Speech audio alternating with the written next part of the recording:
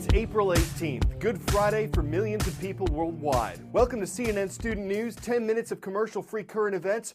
Our first story today takes us to a Texas town named West.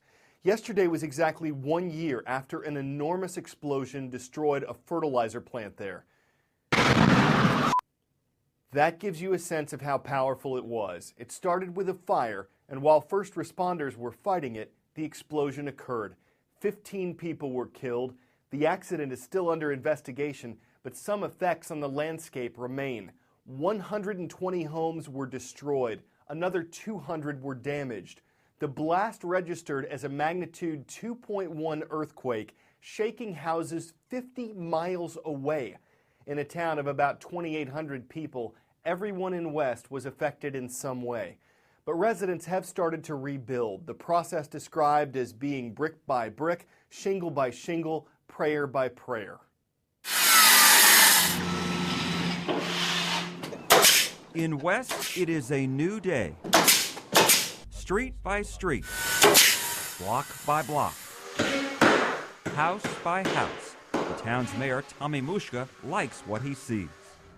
It's a smile on my face, and we can live with dumpsters for a while. Dumpsters is progress. That humming is progress. The town recently hired the same economic development consultants who helped New Orleans and Galveston start over after Hurricanes Katrina and Ike. And for the first time since the town's darkest day last year, folks who live here are beginning to ask a painful question. Should a new fertilizer plant be built in West? That's a hard pill. That's going to be a hard pill to swallow for some people. With the West plant gone, the mayor says farmers must travel up to 30 miles away to get the fertilizer they need. You know, it's a needed industry somewhere in this area. Is it right here in West? I don't know. Will it be zoned to where people won't build around it? Hopefully. Hopefully we've learned the lesson there. Will it be safe? You bet. While the mayor looks toward the future, he says he will never forget the 15 people who lost their lives that day. Mostly first responders, some of who volunteered with him at the fire department. As we drove around town, Mayor Mushka spotted the 2 flags flying over the ambulance shed. Someone lowered them to half-staff after the explosion, and they've remained that way ever since. A powerful symbol for the town. Might seem hard to believe that in some areas, what's killing more Americans than violent crime and car crashes is the illegal drug heroin and other opiate narcotics. These are highly addictive drugs. They're easy to overdose on. They cause violent withdrawal symptoms. Despite that, there's been a recent surge in heroin use in the U.S. Experts say one reason might be a nationwide crackdown on prescription painkillers, that's leading addicts to turn to heroin. U.S. Attorney General Eric Holder says the issue seemed to sneak up on government officials, that it used to be thought of as a regional problem until statistics showed it was nationwide. Holder's been criticized, though, for pushing for more lenient treatment of nonviolent drug offenders. Trekking across the United States, today's CNN Student News roll call starts in the Tar Heel State. We found some hawks soaring over Kernersville, North Carolina. They're online at Kernersville Middle School.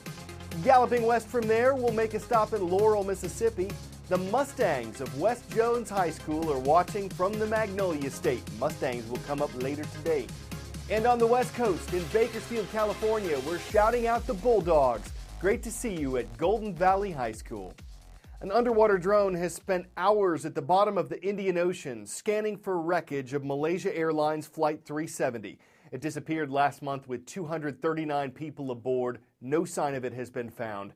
But if something is, getting a view in a place without light where any quick movements could stir up too much silt to see through will make a recovery very difficult.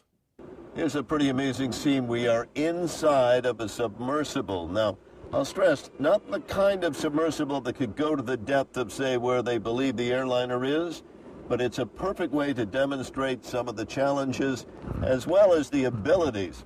If you take a look back here, let me just demonstrate how extremely tight these quarters are.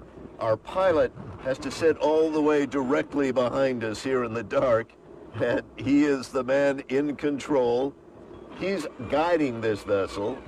Meanwhile, the two of us up here, Phil Newton, who is the expert on underwater recovery work, been doing this for decades, is going to show us how manipulating this arm at this depth of retrieving a black box. It's one we set out there, but it's a way to give you a good example of just how, even in this murk, that you can begin to evaluate the tricky circumstances. So, Phil, if you would, we've already grasped it with the mechanical arm that you've got here, right? So I'm going to now try to swing it over and get it in the basket, which is not as easy as one might suppose. And so there you can see the black box has got to be retrieved by the claw. It's no easy thing just finding it in the gloom, but then the next step is it's got to get into the basket, because that is the way it's going to be transported to the surface. And again, we point out to you at this depth, it would be totally dark. We're using very bright lighting out there, but even then you can see the gloom.